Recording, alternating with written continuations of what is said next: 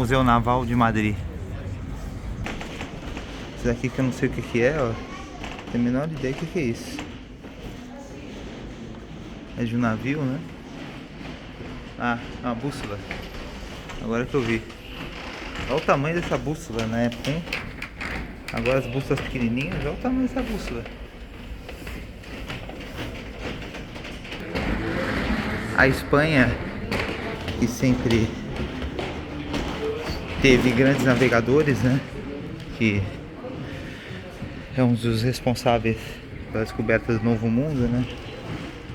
Sempre teve no século XVI, XVII, uma grande armada, né? Que são réplicas, né? Miniaturas.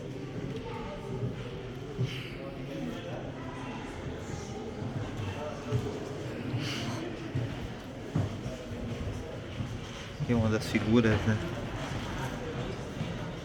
Que ajudaram ao desenvolvimento naval da Espanha, né? As navegações das Américas foram bancadas pelo rei de Castela, né? Ou pela rainha de Castilho e o rei Fernando também de Aragão, né? Isabel de Castilho e Fernando de Aragão, que bancaram, depois que derrotaram os mouros, né?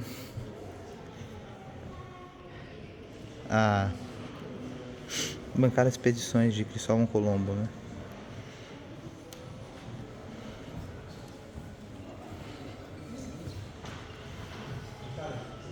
E logo depois também das descobertas, né? A chegada no Caribe, alguns anos depois, né? Os espanhóis também saquearam, né? A Tenochtitlan, né? Que é a antiga capital do Império Azteca, o Hernán Cortés, né? Essa figura que chega no México, né? O Império Azteca era o império mais poderoso no México. E em pouco tempo, né, metade da população morreu depois disso, devido às doenças que os espanhóis trouxeram, né? Aqui é um mapa, né?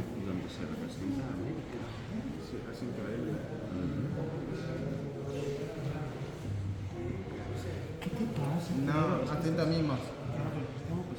Yo no estoy pesado. Aqui imagens que são pinturas, né, demonstrando a chegada na América, né? Aí depois vem um acordo de Tordesilhas, né, com a divisão com Portugal, né? E Portugal, pelo que parece, já sabia, né, que tinha territórios, né, naquela região, né? Com certeza os espanhóis e portugueses não foram os primeiros a chegarem nas Américas, né? Américo Vespúcio também, o nome da América devido ao Américo Vespúcio, né? Aqui é uma expedição de 1492, né?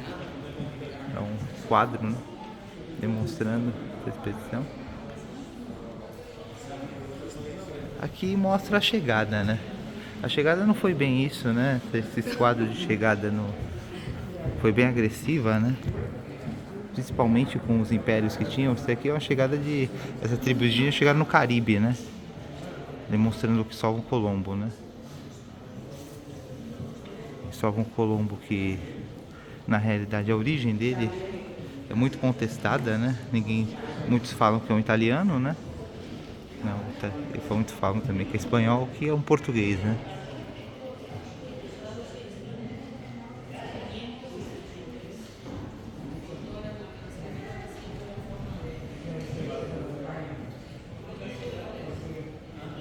Aqui são objetos, né, indígenas, né?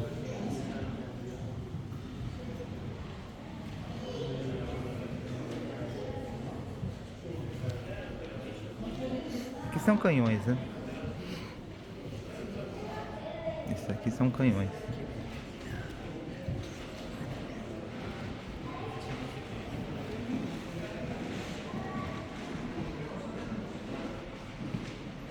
São canhões bem antigos.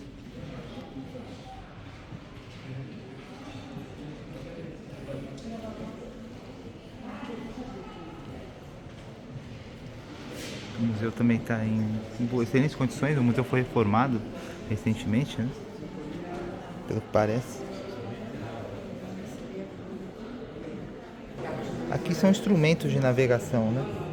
Esses instrumentos de navegação aqui tem uma ampulheta, né? Com bússolas. É dificílimo navegar nessa época, né? Ninguém sabia direito para onde estava indo, né? Imagina com isso só, né? Para saber o tempo. Aí depois dessa chegada, aqui são armaduras, né? Espanholas, armada espanhola. A Espanha se tornou a maior potência do mundo, né? Junto com a Inglaterra. Depois do saque, né? Ao Chile, né? As minas de prata do Chile. E depois de destruir, né? Praticamente o Império Azteca, né? E o Império Inca com Pizarro, né? E Pizarro que chegou no Império Inca, né? E também aconteceu a mesma coisa, o mesmo confronto, né? Isso enriqueceu muito a Europa, né? A Europa usou a prata, né, do Chile e a prata de Potosí, né? E se enriqueceu muito, né? Principalmente as potências da época, que era a Espanha, né? E a Inglaterra, né?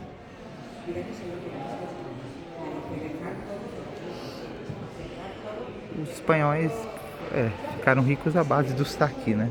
E tanto depois que esse saque acabou, eles não conseguiram se industrializar, a Espanha fracassou, né? Aí o reino da Espanha fracassou. Foi caindo, a Inglaterra se industrializou, a Espanha não, a Espanha ficou pelo caminho. Por isso que a Espanha não se tornou uma potência, né? Aqui é uma espada, né?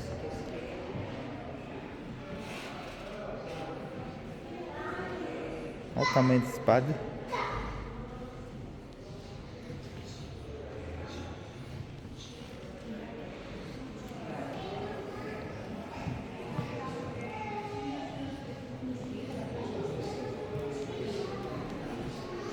Tem outra espada também. Canhões, mais canhões, representando batalhas, né, navais. É conhecido como, na época, Invencível, a Armada Espanhola, né?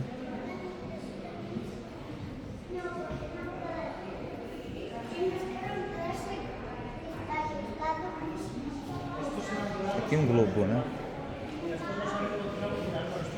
Belo globo. É um globo celeste esse, né?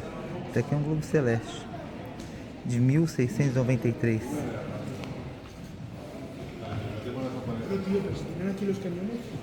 Essas espadas do século XVII, aquelas espadas ali. São mais bússolas. Imagina se indicar com uma bússola dessa. Essa bússola é 1645.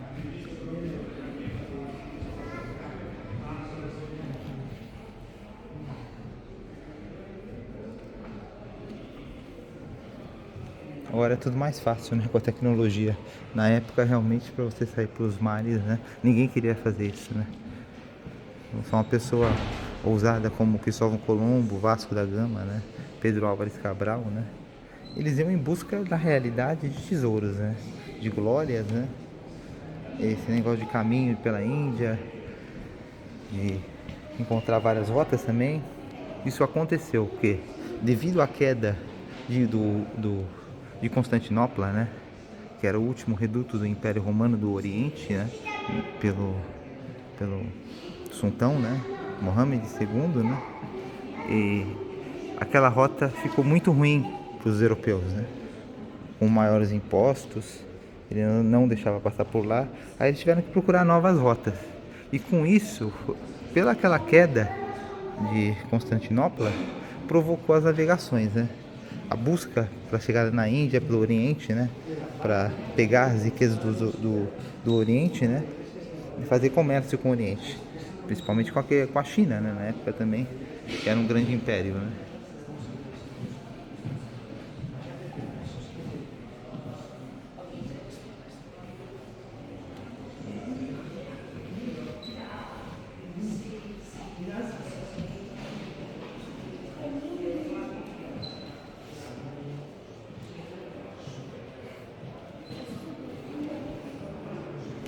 Aqui uma roupa, né?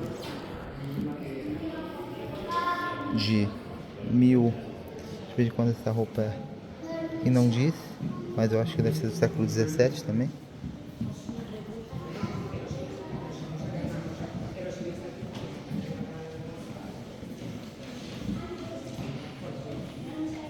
Mais uma batalha contra os ingleses, ó.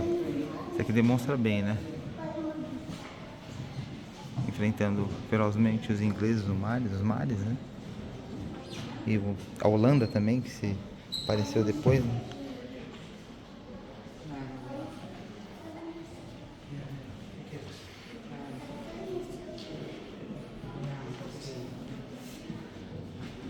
E com as riquezas trazidas das Américas, enriqueceu todo mundo, né? Enriqueceu principalmente o mundo cristão, né? Se enriqueceu também os papas, né? Se enriqueceu todo mundo com o dinheiro, né? Das Américas, né?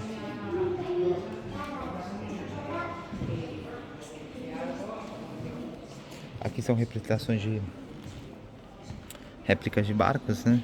Da época.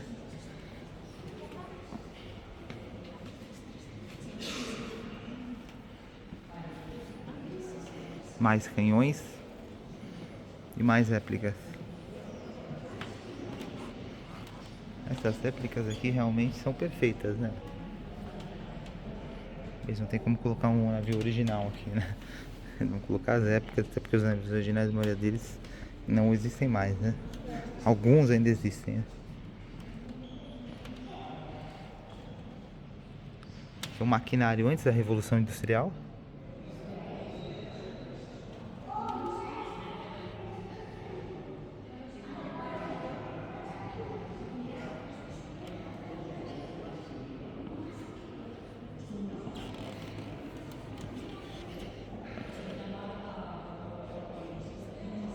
Aqui onde ficava a marinha, né? A representação. Isso estava no navio. Foi trazido para cá. Como era o interior do navio, né?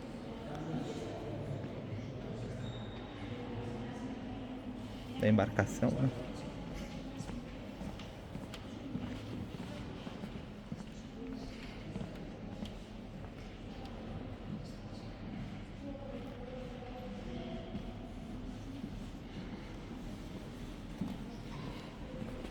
Mais imagens de almirantes, né? Aqui várias imagens de vários almirantes, né? Tem uma corda naval, né? Antiga.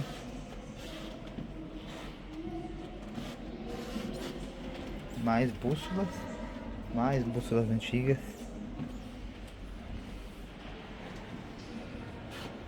Representação de um navio sendo feito, né? No porto, né?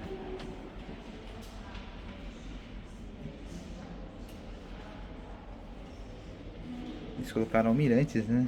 No quadro, né?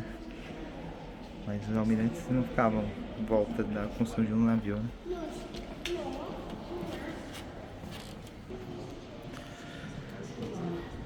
Mais uma bússola. Aqui tem instrumentos, ó. Esses instrumentos aqui. Ó. Esse aqui me parece um instrumento de visualização, não? Não é. Esse aqui é um telescópio, né?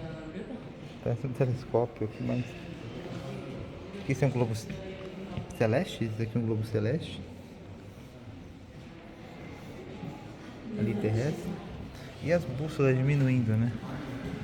De tamanho, né? A partir do século XVIII, né? 18 para 19. Já tinha essas bússolas, né?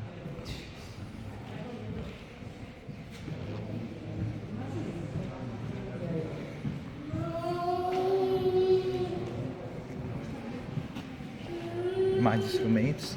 E aqui é um mapa mundi, né? Por onde passaram, né? Os reinos, né? Lembrando que a Califórnia também pertencia à Espanha, né? Ela foi perdida na guerra, né? Com os Estados Unidos.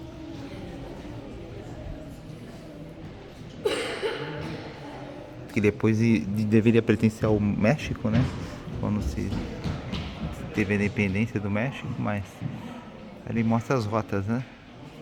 Onde passaram os portugueses, né? Os espanhóis. Portugueses também passaram por aí, né?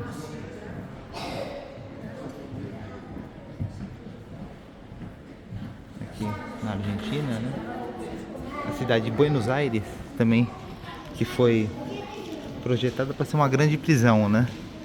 Uma grande prisão espanhola, né?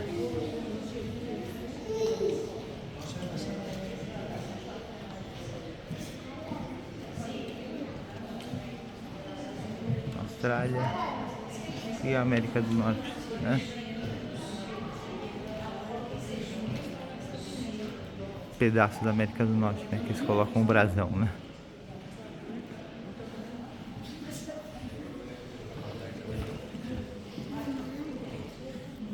Representação de uma indígena, né? Ou seja, que isso de um índio na Patagônia da Argentina.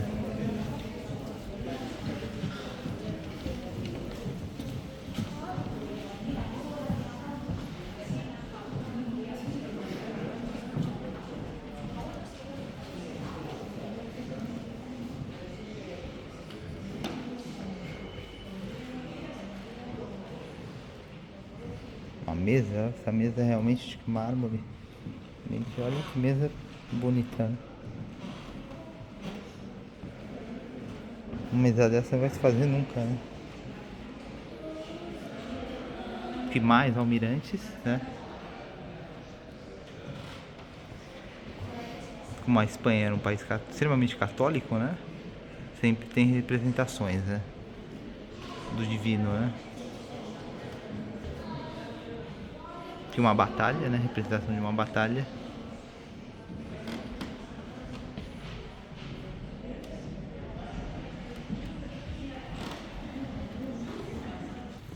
O maior inimigo na época era a Inglaterra, né? Depois também se tornou a França no século XIX, né? Com a França no final do... praticamente no final do Grande Império Espanhol, né? Na época que depois da Revolução Industrial a Espanha perdeu muito poder, né? Um país que não conseguiu se modernizar, né? Parou realmente no tempo. Aí vem Napoleão Bonaparte, né? E conquista facilmente a Espanha, né? Aí de lá pra cá, né? A Espanha, que nunca mais foi nem sombra do que foi, né? Ela vai se decaindo a cada ano, né? Perdendo agora até território, muitos territórios, né? Podendo se fragmentar, né? O país, né?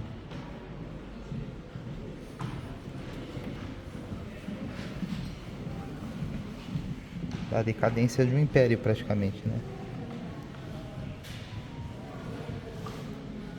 As espadas antigas.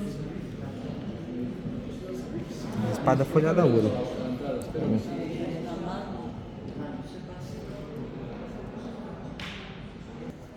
Que uma armadura, né?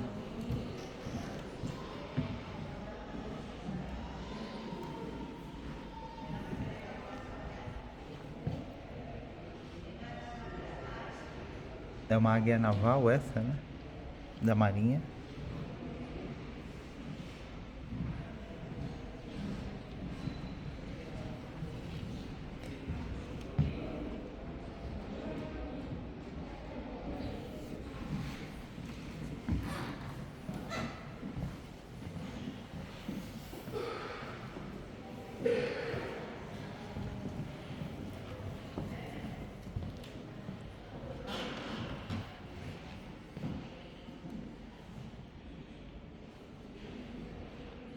Essa daqui era a Colômbia, né? Que eles chamavam Grande Colômbia, né? Que tinha Venezuela e... tinha Venezuela, Suriname, tudo junto, né? Quem liberta as América, né? América Espanhola, né? É o Simão Bolívar, né? Que é o libertador, né?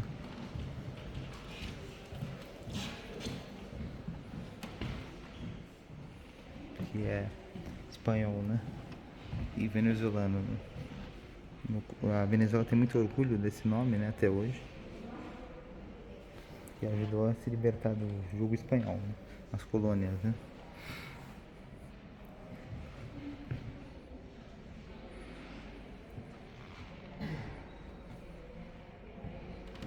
Navegar não era muito fácil nessa época. Era algo dificílimo. Ninguém tinha GPS, né? Mesmo com as bússolas era difícil.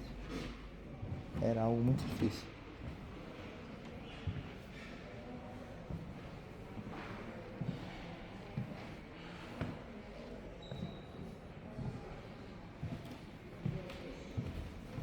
Que mais instrumentos de navegação?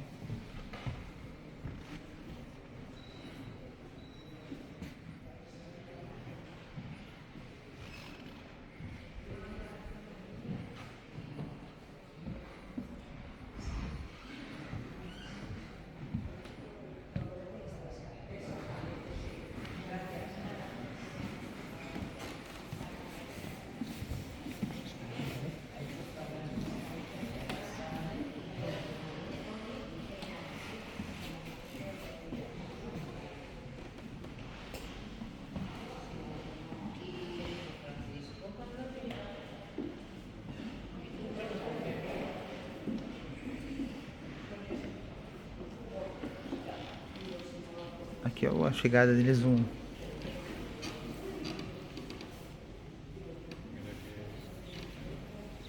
Lá foi uma representação de uma guerra.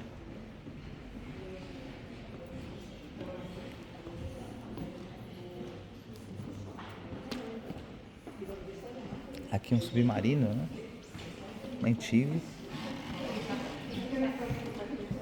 Do século, deixa eu ver de onde que é. Que época que é esse submarino? Isso aqui no século XX, só pode ser no final do século XIX para XX, né? O submarino começa a aparecer, né? Imagina se enfiar numa lata dessa, né? Nessa época, de ir pra baixo d'água. Tem que ter muita coragem realmente, né?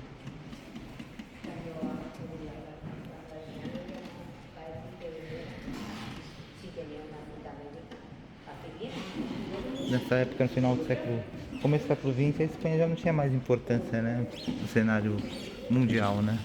Já tinha completamente perdido a importância, né? Não era mais um império, né? Era uma nação parada no tempo, né?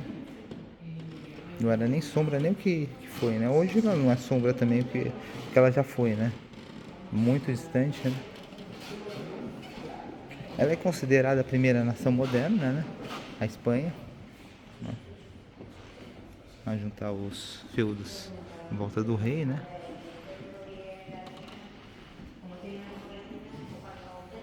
Com o rei realmente tendo muito poder, né? Depois da derrota dos mouros, né? Depois que derrotaram, recuperaram a cidade de Córdoba, né? Recuperaram todas as outras cidades, né? Chapéu de um almirante, né?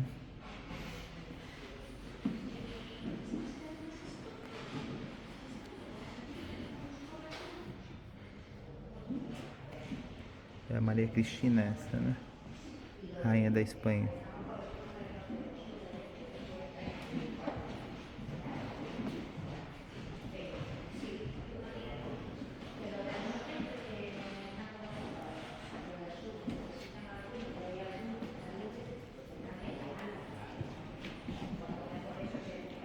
Representação de um míssil, né? Um torpedo, né?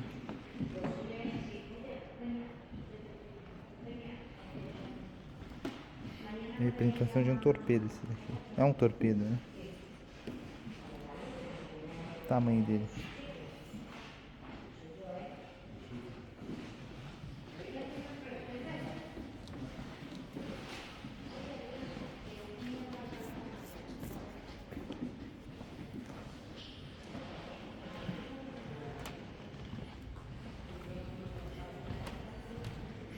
Quem tem mais réplicas?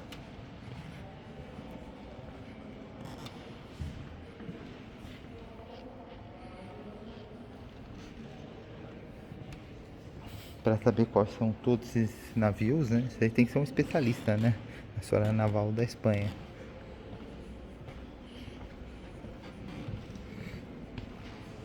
Por isso que eu não tô dando detalhes, né?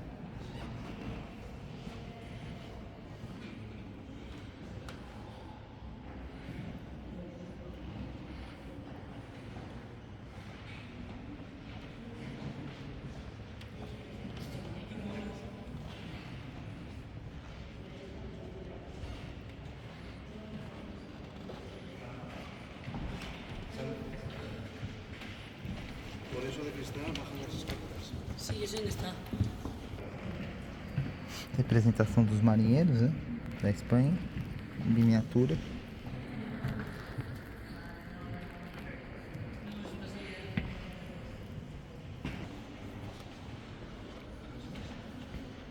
Mais um almirante.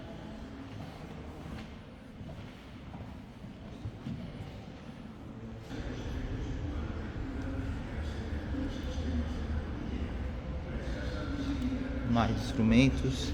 E um relógio. 1700. É um relógio astronômico esse, ó. De 1776.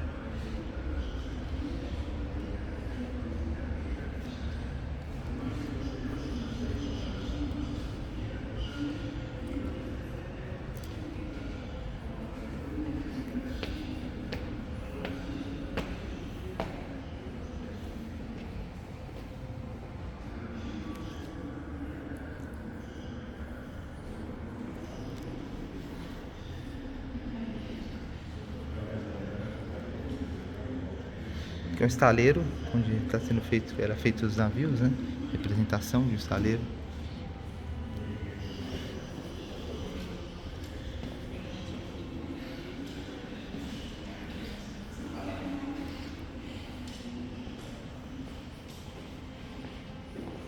Esses quadros são nossas fotos, né, de hoje em dia, né? Antigamente dava um trabalho gigantesco, hoje em dia é só tirar uma foto, fazer um vídeo, né? Antigamente para pintar isso, o pintor demorava muito tempo. Parece que é fácil, né? Ó, os detalhes. Tinha que ter paciência, uma paciência muito grande.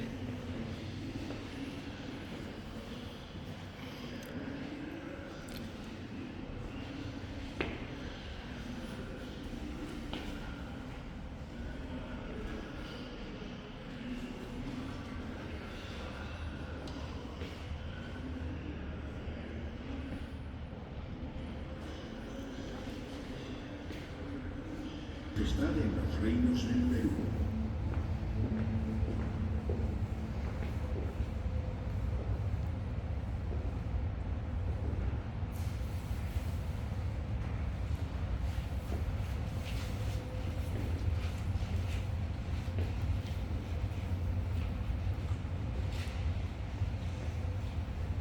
Aqui é um vídeo que tá passando, né? Parece que terminou.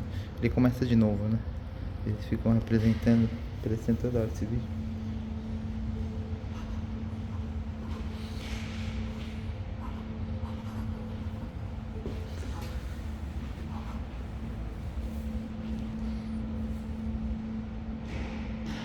¿Cuál es la verdadera forma de la Tierra? ¿Se trata de una esfera achatada por el ecuador con la forma de un melón? ¿O es más bien una esfera achatada por los polos como una sandía?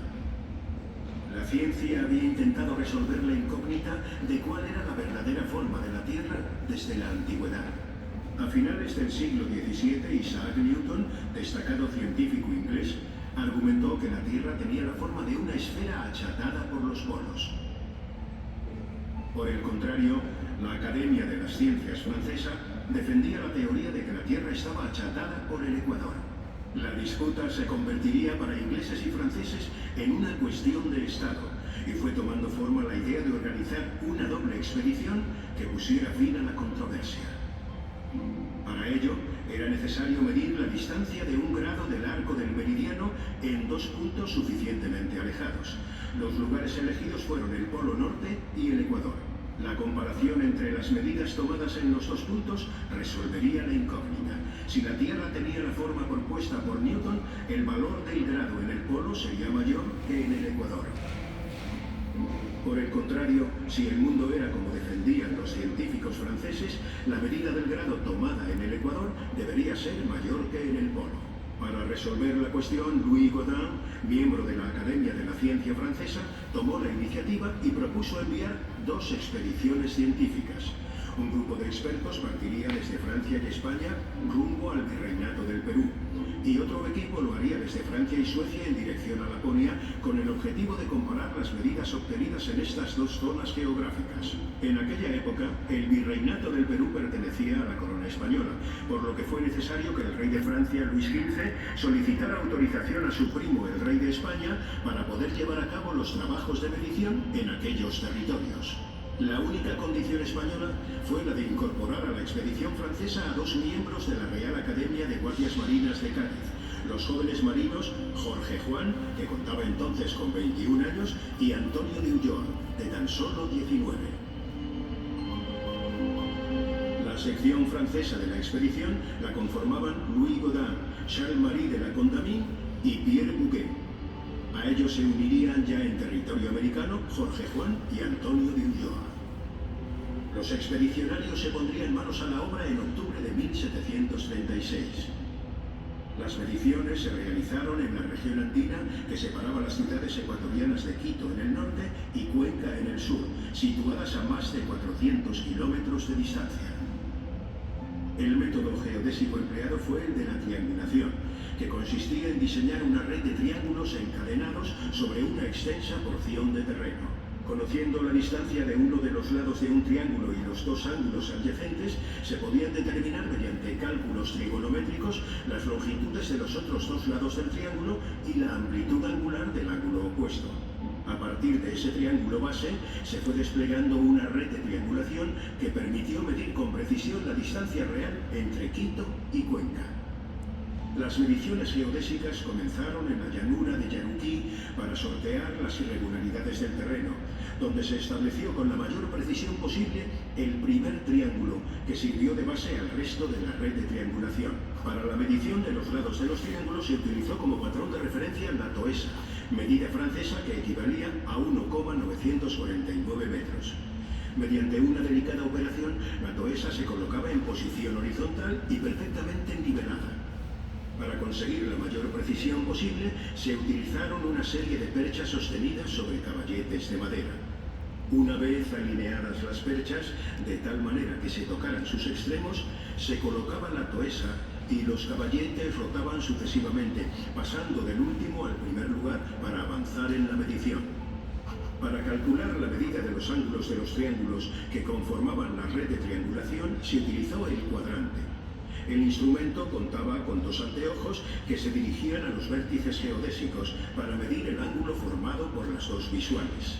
Transportar los cuadrantes, toesas y otros pesados instrumentos de medición hasta montañas de más de 4.000 metros de altitud supuso todo un reto para la expedición. Una vez en la cumbre, se tomaron puntos de referencia físicos fácilmente identificables en el terreno, como cumbres u otros accidentes geográficos que servían como vértices de los triángulos que conformaban la red de triangulación. Los expedicionarios tuvieron que enfrentarse a los efectos del mal de altura y a las temperaturas extremas de la cordillera.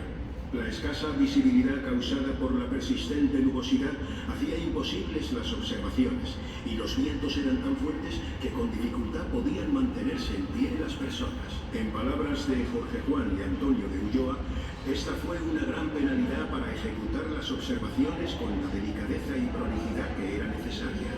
Además de los penosos ascensos a las cimas de la cordillera de los Andes, tuvieron que hacer frente a otras dificultades, como la frecuente actividad sísmica de la zona o las discrepancias que surgieron entre los miembros de la expedición.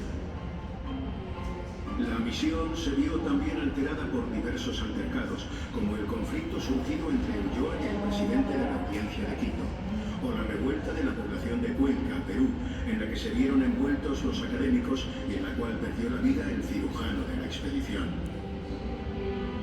Superados todos estos obstáculos, la expedición consiguió concluir las medidas geodésicas sobre el terreno a lo largo de un recorrido de unos 400 kilómetros.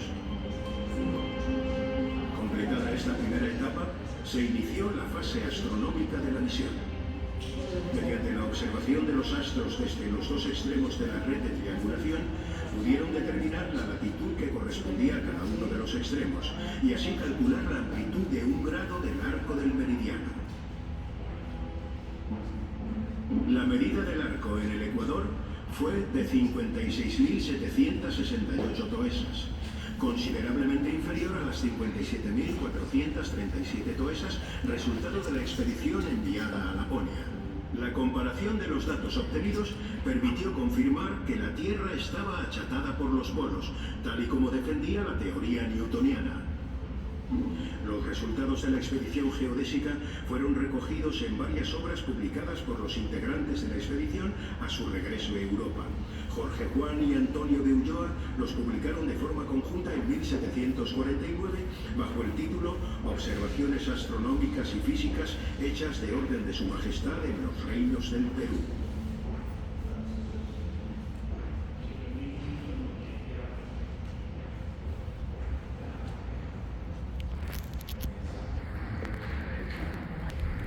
Foi esse o vídeo, né? Um vídeo muito interessante, né?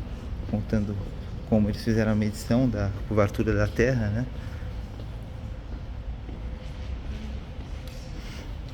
Aqui tem mais almirantes, tá com um globo na mão, né?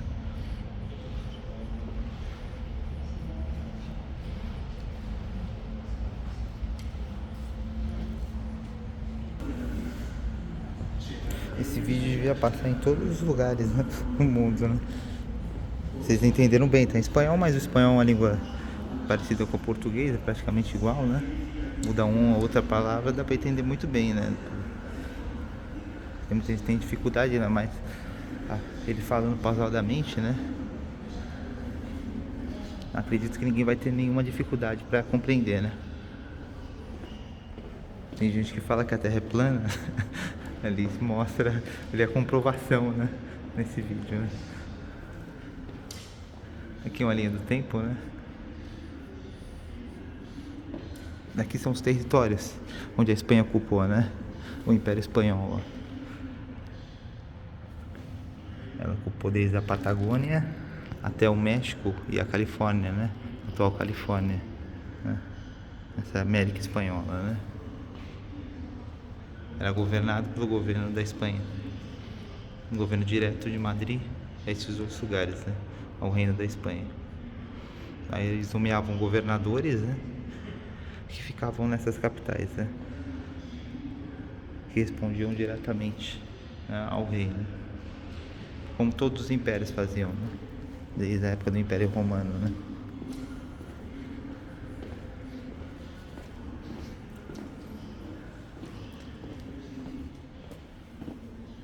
E é isso, né? Se vocês gostaram, né? Deixa o like, né? Se inscreve no canal, deixa os comentários, né? Porque realmente dá trabalho, né? Pra gravar esses vídeos, né? Tem alguns museus que não deixam, né? Gravar esses vídeos.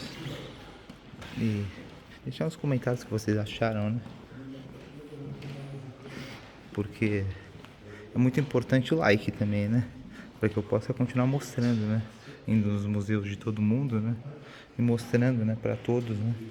Porque é grátis. O like e o se inscrever no canal é grátis, né? Aqui a representação de um avião, né? Outro avião. Aqui de embarcações mais modernas. Aqui um porta-aviões, né? Outro porta-aviões, né? A Espanha que não fabrica mais esses porta-aviões, nunca fabricou os porta-aviões, né?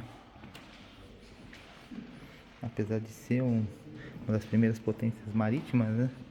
Ela atualmente não fabrica, né?